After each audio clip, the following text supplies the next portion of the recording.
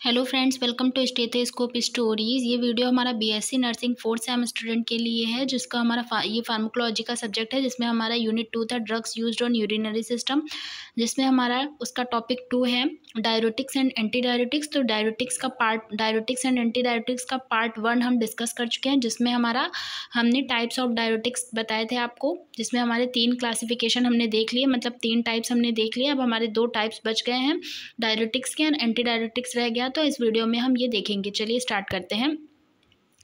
तो फोर्थली हमारा कौन सा है, थियाज़ाइड डायरेटिक। थियाज़ाइड डायरेटिक जो होता है वो हमारा मेनली किस पे वर्क करता है, जो हमारा नेफ्रॉन का हमारा डिस्टल कॉन्वोल्यूटेड ट्यूब्यूल होता है, उस पे मेनली हमारी जो थियाज़ाइड डायरेटिक्स जो होती हैं वो वर्क करती हैं। एंड थियाज़ाइड रिलेटेड एजेंट्स कौन से हमारे, मतलब कौन कौन सी ड्रग्स इसके अंदर आती हैं, तो हमारी क्लोरथैलिडोन, क्लोपामाइड एंड मेटोलाजोन एंड जिप्सामाइड जो ड्रग्स होती हैं वो हमारी थियाज़ाइड डायरेटिक्स के अंतर्गत आती हैं। इसका मैकेनिज्म ऑफ एक्शन की बात करें तो ये क्या करता है, ये हमारे सोडियम एंड क्लोराइड के को ट्रांसपोर्टर को क्या करता है, इनहिबिट करने का काम करता है, जो हमारे थियाज़ाइड डायरेटिक्स जो होते हैं।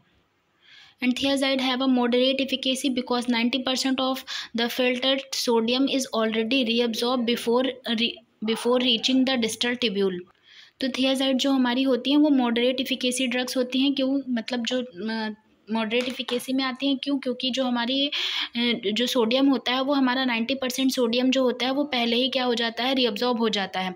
ठीक है, तो इसमें रीअब्जॉर्ब होने को कुछ बचता नहीं है। तो ये जो 10% हमारा सोडियम होता है, तो क्या होता है, डिस्टल ट्यूब्यूल में आने से पहले ही हमारा 90% सोडियम जो होता है वो रीअब्जॉर्ब हो चुका होता है, तो इसके लिए इसका कम वो होता है। ठीक है, this group of drugs block sodium and chloride को transporter system in the early distal tubule. क्या कह रहे हैं, जब ये 10% बचता है तो सोडियम एंड क्लोराइड का को ट्रांसपोर्टर जो होता है वो क्या हो जाता है, ब्लॉक कर देता है। ठीक है, ब्लॉक कर देता है कि सोडियम जो हो वो हमारा क्या हो, ज़्यादा रीअब्जॉर्ब ना हो पाए। अगर ज़्यादा हमारा सोडियम रीअब्जॉर्ब होगा तो क्या होगा कि जब रीअब्जॉर्प्शन ज़्यादा होता है तो क्या होता है, वो यूरिन के प्रोसेस को क्या करता है, मतलब जो हमारे डायरेटिक्स होते हैं वो क्या करते हैं, हमारे यूरिन के में रीअब्जॉर्प्शन के प्रोसेस को रोकते हैं। जब रीअब्जॉर्प्शन कम होगा तो हमारा क्या होगा, यूरिन का आउटपुट जो होगा वो इंक्रीज होगा। ठीक है, तो क्या कह रहे हैं, they also inhibit carbonic anhydrase activity and increase bicarbonate loss. क्या करते हैं, ये हमारे कार्बोनिक एनहाइड्रेज एक्टिविटी को क्या करते हैं, इनहिबिट करने का काम करते हैं, और बाइकार्बोनेट लॉस को क्या करते हैं, इंक्रीज, मतलब बाइकार्बोनेट को हमारी बॉडी से निकालने में मदद करते हैं ज़्यादा से ज़्यादा। And it also enhance excretion of magnesium and potassium. ये क्या करते हैं, मतलब मैग्नीशियम एंड पोटेशियम, जब ये जो हम थियाज़ाइड डायरेटिक्स लेते हैं तो मैग्नीशियम एंड पोटेशियम का एक्सक्रीशन भी होता है, वो ज़्यादा से ज़्यादा मात्रा में होता है। तो इसके इंडिकेशंस की बात करते हैं तो किस किस कंडीशन में हम थियाज़ाइड डायरेटिक्स जो है वो यूज़ करेंगे, हाइपरटेंशन हो गया, ठीक है, कंजस्टिव हार्ट फेलियर हो गया, हाइपर कैल्सियूरिया हो गया, मतलब यूरिन में ज़्यादा अमाउंट में कैल्शियम आ रहा है तो इस कंडीशन में यूज़ करेंगे, oedema, nephrogenic diabetes insipidus and liver cirrhosis. ठीक है, ये क्या है, हमारी कुछ इंडिकेशंस हैं जिसमें हम क्या करते हैं, थियाज़ाइड डायरेटिक्स जो होती हैं वो यूज़ करते हैं। कॉन्ट्राइंडिकेशंस की बात करें तो एलर्जी हो गया हमारा, फ्लूइड और इलेक्ट्रोलाइट इम्बैलेंस, रीनल डिजीज़ या लिवर डिजीज़ है, तो इस कंडीशन में हम बिल्कुल भी थियाज़ाइड डायरेटिक्स जो है वो यूज़ नहीं करेंगे। साइड इफ़ेक्ट्स की बात करें तो अगर ये ड्रग्स लेने के बाद क्या क्या हमारे साइड इफ़ेक्ट्स देखने को मिल सकते हैं, तो हाइपोकैलीमिया हो सकता है, हाइपोनेट्रीमिया मतलब पोटेशियम का लेवल लो हो सकता है, सोडियम का लेवल लो हो सकता है, मेटाबॉलिक एल्कोलोसिस हो सकता है, हाइपर कैल्सीमिया हो सकता है, कैल्शियम का लेवल क्या हो सकता है, ज़्यादा हो सकता है, वीनस थ्रोम्बोसिस एंड हेपेटाइटिस देखने को मिल सकता है। ठीक है, फिर इसकी बात करते हैं हम इसकी dosages and route of the drug, मतलब कितना डोज देना और किस रूट से देना है। जो भी ड्रग्स हमारी हैं तो वो किस डोज से देंगे एंड किस रूट से देंगे। तो हमारी जो ड्रग्स है हाइड्रोक्लोरोथियाज़ाइड, तो इसका डोज होगा हमारा अडल्ट में होगा 25 to 100 mg per day and oral, ये मतलब हमारा ओरली देंगे। कितने देर में ये एक्शन करेगा, 6 to 12 आवर में ये वर्क कर देता है। एंड सेकेंडली हमारा है क्लोरथियाज़ाइड, जो हमारा अडल्ट्स में देंगे 0.5 से 1 ग्राम 10 to 20 gram ml per day. ठीक है, ये इसका रूट जो होगा हमारा ओरल एंड IV होगा, 48 आवर्स में ये क्या करेगा, एक्शन शो करेगा अपना। ठीक है, एंड थर्डली हमारा आता है मेटोलाजोन, जिसमें हमारी इसका जो डोज होगा वो 5 to 10 mg पर डे होगा, एंड ये रूट जो होगा इसका ओरल एंड IV होगा, 12 to 24 आवर में ये भी अपना एक्शन करेगा। एंड जिप्सामाइड फोर्थली हमारा आता है, तो इसमें हमारा क्या है, 20 to 40 mg पर डे, मतलब 20 to 40 mg पर डे हमको देना होगा, और मैक्सिमम हम 80 mg तक जा सकते हैं, हम दे सकते हैं। और रूट इसका क्या होगा, oral and IV, and 12 hour में एक्शन जो होता है वो ये शो करता है। फिर बात करेंगे हम एंडोपामाइड की, तो ये हमारी क्या है 2.5 से 5 mg पर डे जो है वो क्या करते हैं, डोज जो होगा हमारा ये होगा, एंड रूट जो होगा वो ओरल एंड आईवी होगा, एंड 12 to 24 आवर में ये भी क्या करता है, वर्क करता है। क्लोपामाइड की बात करें तो 10 to 60 mg per day, and oral and IV ये भी वर्क करेगा, एंड 12 to 18 आवर में ये भी हमारा क्या करता है, वर्क कर देता है, इफेक्ट दिखा देता है। इसमें हम नर्सिंग रिस्पॉन्सिबिलिटीज़ की बात करें तो गिव विथ फूड और milk if GI upset occurs, मतलब अगर इसको लेने से लग रहा है कि कुछ साइड इफ़ेक्ट्स दिख रहे हैं जीआई में, मतलब इंडाइजेशन हो रहा है, डाइजेस्ट नहीं हो रही है, तो इस कंडीशन में हम इसको क्या करेंगे, मिल्क के साथ में या फूड के साथ में इसको लेंगे। And measures and record weight to monitor fluid changes, ठीक है, और बॉडी में फ्लूइड चेंजेस हो रहे हैं, कम ज़्यादा हो रहा है, तो उस कंडीशन में हमको क्या करना है, वेट रिकॉर्ड करना है, ठीक है। And administered early in the day to increased urination will not disturb sleep, इसलिए मतलब हमारी स्लीप डिस्टर्ब ना हो, क्योंकि ये यूरिन को इंक्रीज करेगा, इसलिए हमको क्या है, इसको मॉर्निंग में ही क्या है देना है, ताकि हम अगर रात में देंगे तो स्लीप जो होगी वो डिस्टर्ब हो जाएगी। तो ये हमारी नर्सिंग रिस्पॉन्सिबिलिटीज़ होंगी। तो ये हमारा थियाज़ाइड डायरेटिक्स यहीं पर ख़त्म होता है।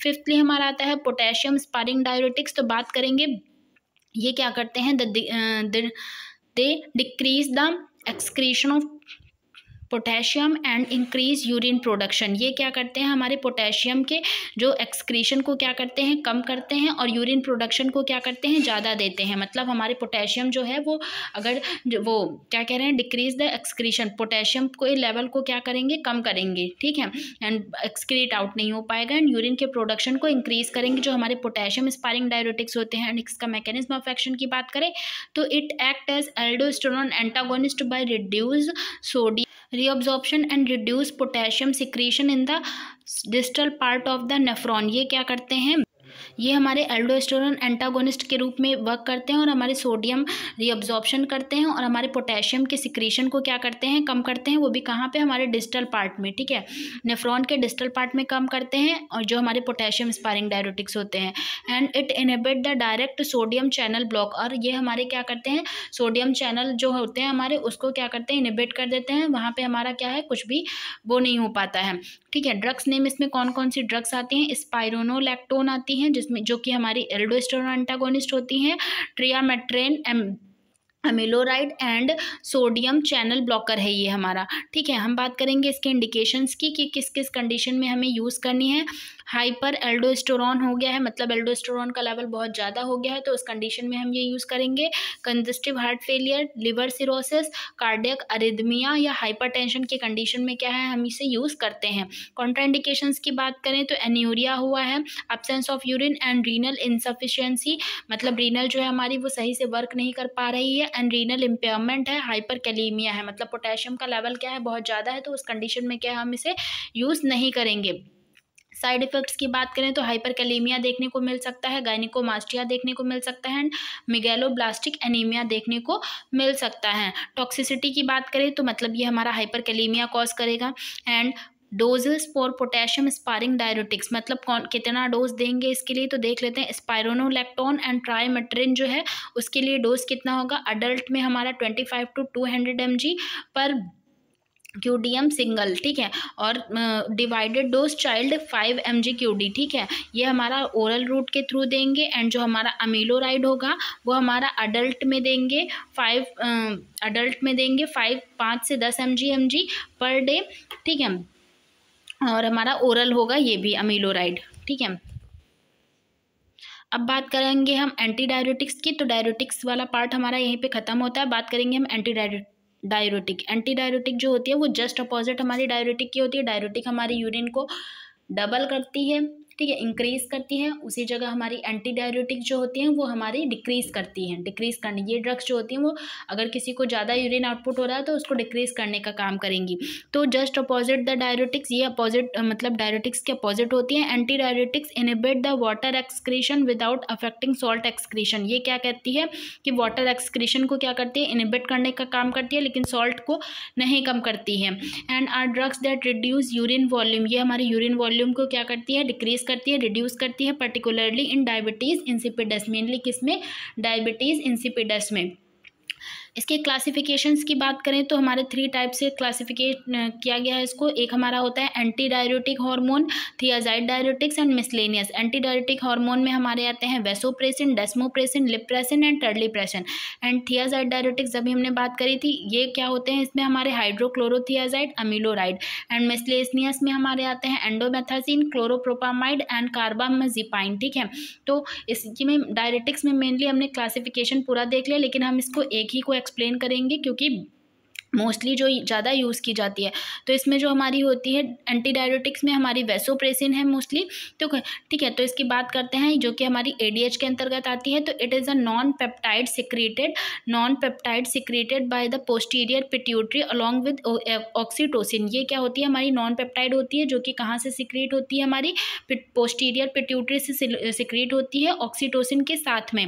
And it is synthesised in the supraoptic and paraventricular nuclei of the hypothalamus. ये कहाँ पे जो हमारा वैसोप्रेसिन होता है वो कहाँ पे बनता है, जो हमारा हाइपोथैलेमस के सुप्रा ऑप्टिक एंड पैरावेंट्रिकुलर न्यूक्लियाई पे हमारा जो वैसोप्रेसिन होता है वो बनता है, फिर ट्रांसपोर्ट होता है along the hypothalamus hypophyseal tract to the posterior pituitary and is stored there. फिर उसके बाद ये ट्रांसपोर्ट होता है हाइपोथैलेमस हाइपोफेजियल ट्रैक्ट से कहाँ जाता है, पोस्टीरियर पिट्यूटरी में। फिर वहाँ पे जाके क्या हो जाता है, स्टोर हो जाता है। बना कहाँ हमारा, ये बना हमारा हाइपोथैलेमस में। कहाँ पे, हाइपोथैलेमस के सुप्रा ऑप्टिक एंड पैरावेंट्रिकुलर न्यूक्लियाई में। फिर उसके बाद वो ट्रांसपोर्ट होता है हाइपोथैलेमस हाइपोफेजियल ट्रैक्ट के थ्रू, और फिर उसके बाद कहाँ पहुँचता है, पोस्टीरियर पिट्यूटरी में। फिर वहाँ पे जाके क्या हो जाता है, स्टोर हो जाता है। कौन, हमारा vasopressin.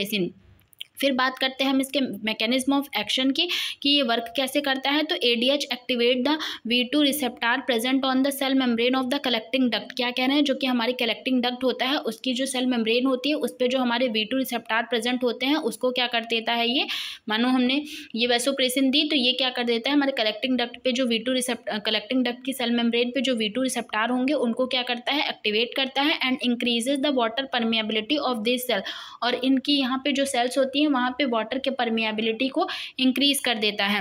And ADH causes vasoconstriction and release BP mediated by V1 receptors. क्या कह रहे हैं, ये क्या करता है, वैसोकॉन्स्ट्रिक्शन कॉज करता है एंड BP को क्या करता है, BP भी हमारा मीडिएट कर देता है V1 रिसेप्टार्स के द्वारा।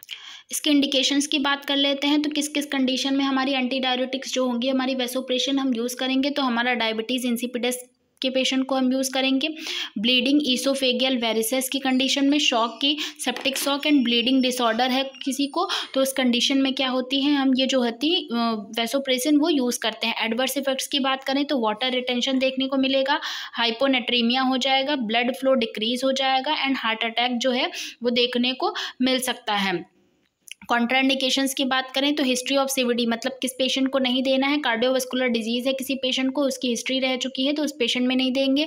हाइपर सेंसिटिविटी है, फ्लूइड इम्बैलेंस है, या प्रेगनेंसी एंड लैक्टेटिंग मदर्स को हम ये नहीं प्रोवाइड करते हैं। Doses for anti diuretic hormone, इसका ये जो हमारी एंटी डायरेटिक हार्मोन है इसके डोजेस की बात कर लेते हैं। तो हमारी जो लिप्रेसिन है वो कितना देंगे, इंजेक्शन होगा हमारा 20 IU पर ml एंड 10 IU पर IM, मतलब IM अगर हम देने हो तो 10 IM देंगे और हमारी, ठीक है, और 20 IU diluted in 100 to 200 ml of dextrose solution and infused IV in 10 to 20 minute. क्या कह रहे हैं कि हम इतना लेंगे और उसको 100 से 200 ml डेक्सट्रोज में क्या करेंगे, इसको डाइल्यूट करेंगे और फिर हम ये इन्फ्यूज़न पंप के थ्रू क्या करेंगे, इसको 10 से 20 मिनट में क्या करना होगा, हमें ख़त्म करना होगा जो लिप्रेसिन होगी। और टेरलीप्रेसिन जो होगी वो हमारी 2 mg देंगे, repeat 1 to 2 mg every 4 to 6 hour. ठीक है, क्या करें, 2 mg देंगे और हर 4 से 6 घंटे पे हमको रिपीट करनी होगी। एंड डेस्मोप्रेसिन की बात करें तो IV के थ्रू और हमारा सबक्यूटेनियस के थ्रू देंगे 2 to 4 microgram per day. Oral देंगे अगर तो 0.1 से 0.2 mg TDS 3 times in a day. Okay, nursing responsibilities की बात करें तो मॉनिटर करना होगा 24 आउटपुट ऑफ द पेशेंट, मतलब यूरिन आउटपुट 24 आवर हमको क्या करना होगा, मॉनिटर करना होगा। And the ADS therapy is life long required. जो ADS थेरेपी होती है मतलब वैसोप्रेसिन थेरेपी, ये जो हमारी एंटी डायरेटिक ये हमारी लाइफ लॉन्ग के लिए चलती है, सच एज डायबिटीज़, अगर कोई डायबिटीज़ इंसिपिडस का पेशेंट है तो उसमें ये जो है थेरेपी हमारी मतलब वैसोप्रेसिन की वो लाइफ लॉन्ग चलेगी ही चलेगी। And assess any nasal irritation, और हमको असेस करना है कि कोई नेज़ल इरिटेशन तो नहीं है। And atrophy of nasal mucosa in local application, ठीक है। तो ये हमको क्या है, ये हमारी नर्सिंग रिस्पॉन्सिबिलिटीज़ होंगी। तो ये हमारा डायरेटिक्स एंड एंटी डायरेटिक्स का टॉपिक यहाँ पे क्या होता है, ख़त्म होता है। तो वीडियो अच्छी लगी हो तो वीडियो को लाइक करिएगा, कमेंट करिएगा, शेयर करिए एंड चैनल को सब्सक्राइब करिए। Thank you.